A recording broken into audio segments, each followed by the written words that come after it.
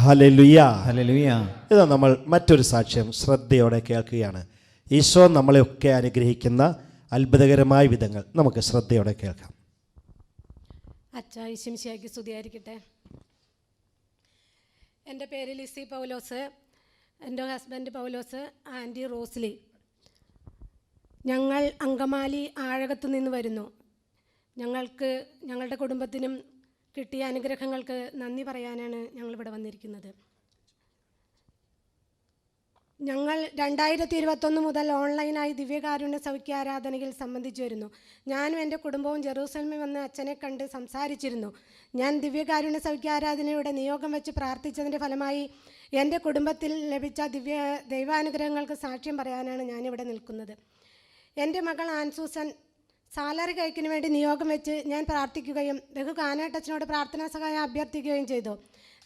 ദിവ്യകാരുണ്യ സൗഖ്യാരാധന സമയത്ത് കാനാട്ടച്ചൻ വിളിച്ചു പറഞ്ഞു, ആൻസൂസൻ എന്ന മകളെ ഈശോ അനുഗ്രഹിക്കുന്നുവെന്ന്.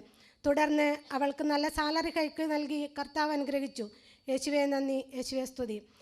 എൻ്റെ അമ്മയുടെ സഹോദരൻ ചാച്ചൻ 65 വയസ്സ്, ദേവസിക്കുട്ടി, വളരെ വിരളമായി വരുന്ന തലച്ചോറിൽ ബാധിക്കുന്ന ഒരു ഓട്ടോ ഇമ്മ്യൂണോ ലിംബിക് എംഫൈസൈസ് എന്ന അസുഖം മൂലം ഓർമ്മശക്തി ക്ഷയിച്ച് ഗുരുതരാവസ്ഥയിലാവുകയും തുടർന്ന് ഫിക്സ് വന്ന് അബോധാവസ്ഥയിലാവുകയും ചെയ്തു. രക്തത്തിലെ സോഡിയത്തിൻ്റെ അളവ് കുറഞ്ഞു പോവുകയും ഷുഗർ വളരെ കൂടുതലാവുകയും ചെയ്തു.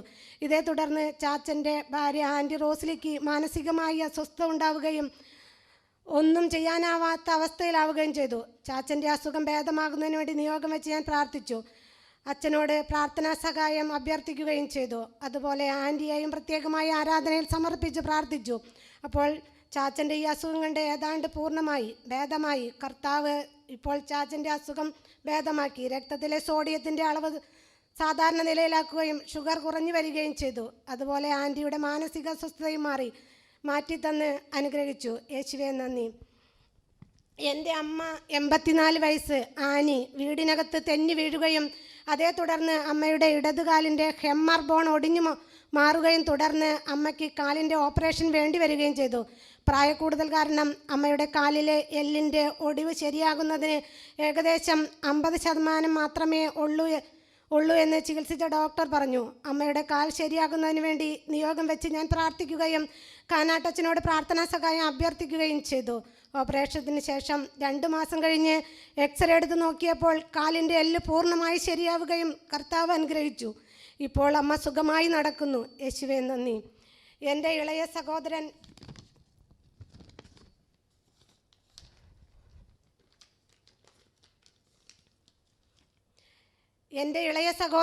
53 വയസ്സുള്ള ബേബിച്ചൻ ബൈക്ക് ആക്സിഡൻറ്റിനെ തുടർന്ന് തലയോട്ടിയിൽ 4 സ്ഥലത്ത് പൊട്ടൽ സംഭവിക്കുകയും തലച്ചോറിൽ ഗുരുതരമായ ബ്ലീഡിംഗ് ഉണ്ടാവുകയും ചെയ്തു. കൂടാതെ അവൻ്റെ വലതേ കാലിൽ 5 ഇടത്ത് പൊട്ടലും ഉണ്ടായിരുന്നു. ഇതേ തുടർന്ന് അവൻ അബോധാവസ്ഥയിലായി. ഏകദേശം 2 മാസം ബോധമില്ലാതെ കോമയിലായിരുന്നു. ജീവൻ തിരിച്ചു കിട്ടുമെന്ന് യാതൊരു പ്രതീക്ഷയുമില്ലായിരുന്നു. ചികിത്സിച്ച ഡോക്ടർ പറഞ്ഞു അവൻ്റെ ജീവൻ തിരിച്ചു കിട്ടുന്നതിനും എത്രയും വേഗം അവൻ സുഖം പ്രാപിക്കുന്നതിനും നിയോഗം വെച്ച് ഞാൻ പ്രാർത്ഥിക്കുകയും കാനാട്ടച്ചനോട് പ്രാർത്ഥനാ സഹായം അഭ്യർത്ഥിക്കുകയും ചെയ്തു. കർത്താവ് അവൻ്റെ ജീവൻ തിരിച്ചു നൽകി ഞങ്ങളെ അനുഗ്രഹിച്ചു. ഇപ്പോൾ അവൻ പതിയെ എഴുന്നേറ്റിരിക്കുവാനും പിടിച്ചു നടക്കുവാനും സംസാരിക്കുവാനും ഭക്ഷണം സ്വമേധയെ കഴിക്കുവാനും തുടങ്ങി. യേശുവേ നന്ദി. എൻ്റെ മകൻ എൽഡിൻ ഡെങ്കിപ്പനി ബാധിച്ച് ബ്ലഡ് കൗണ്ട് കുറഞ്ഞ് ആശുപത്രിയിലായിരുന്നു. എത്രയും വേഗം അവൻ സുഖം പ്രാപിക്കുന്നതിന് വേണ്ടി നിയോഗം വെച്ച് ഞാൻ പ്രാർത്ഥിക്കുകയും കാനാട്ടച്ചൻ്റെ പ്രാർത്ഥനാ സഹായം അഭ്യർത്ഥിക്കുകയും ചെയ്തു. ഏകദേശം ഒരാഴ്ചയ്ക്കുള്ളിൽ അവൻ്റെ ബ്ലഡ് കൗണ്ട് നോർമലാക്കിയതിനും കർത്താവ് അനുഗ്രഹിച്ചു. യേശുവേ നന്ദി, യേശുവേ സ്തുതി.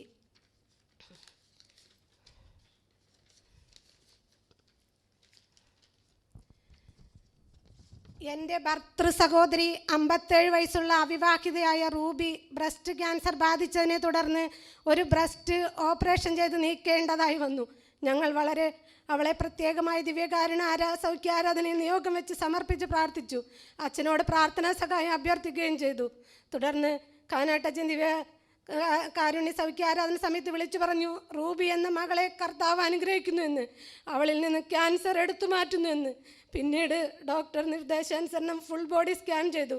ക്യാൻസർ രോഗം വേറെ എവിടെയും ബാധിക്കാതെ കർത്താവ് എടുത്തു മാറ്റി അവളെ അനുഗ്രഹിച്ചു. അവൾക്ക് കീമോതെറാപ്പിയോ റേഡിയേഷനോ ആവശ്യമില്ലെന്നും പകരം 2 ഗുളിക മാത്രം കഴിച്ചാൽ മതിയെന്നും ഡോക്ടർ പറഞ്ഞു. കൂടാതെ അവൾക്ക് എപ്പിലെപ്സി എന്ന അസുഖമുണ്ടായിരുന്നു. ഇപ്പോൾ ഈ അസുഖവും അവൾക്കില്ല. യേശുവേ നന്ദി. ഇത്രയേറെ അനുഗ്രഹങ്ങൾ ജെറുസലേമിലെ ദിവ്യകാരുണ്യ സൗഖ്യ ആരാധനയിലൂടെ ഞങ്ങൾക്ക് നൽകിയ യേശുനാഥനും പരിശുദ്ധ അമ്മയ്ക്കും കോടാനുകോടി നന്ദി അർപ്പിക്കുന്നു. യേശുവേ നന്ദി, യേശുവേ സ്തുതി. കൂടാതെ ഞങ്ങൾക്ക് വേണ്ടി രാപകൽ പ്രാർത്ഥിക്കുന്ന ബഹുക്കാനട്ടച്ചനും ജെറൂസലം ടീം അംഗങ്ങൾക്കും എല്ലാ വൈദികർക്കും സിസ്റ്റേഴ്സിനും പ്രത്യേകം നന്ദി അറിയിക്കുന്നു. കൂടാതെ എല്ലാവർക്കും വേണ്ടി പ്രത്യേകം പ്രാർത്ഥിക്കുന്നു. യേശുവേ നന്ദി, യേശുവേ സ്തോത്രം, യേശുവേ ആരാധന. ഒന്ന് എഴുന്നേറ്റ് നിന്ന് കൈകളടിക്കാം. നമുക്ക് എഴുന്നേറ്റ് നിന്ന് നല്ല സന്തോഷത്തോടെ കൈകൾ ഉയർത്തിയെന്നടിച്ച മക്കളെ,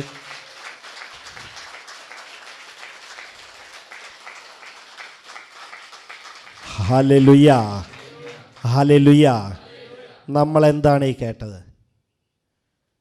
ദിവ്യകാരുണ്യ ഈശോ ഇറങ്ങി വന്ന് ഒരു കുടുംബത്തിലെ ദുരിതങ്ങൾ, രോഗങ്ങൾ, തകർച്ചകൾ ഒക്കെ മാറ്റിക്കളഞ്ഞതിൻ്റെ അത്ഭുതകരമായ സാക്ഷ്യം,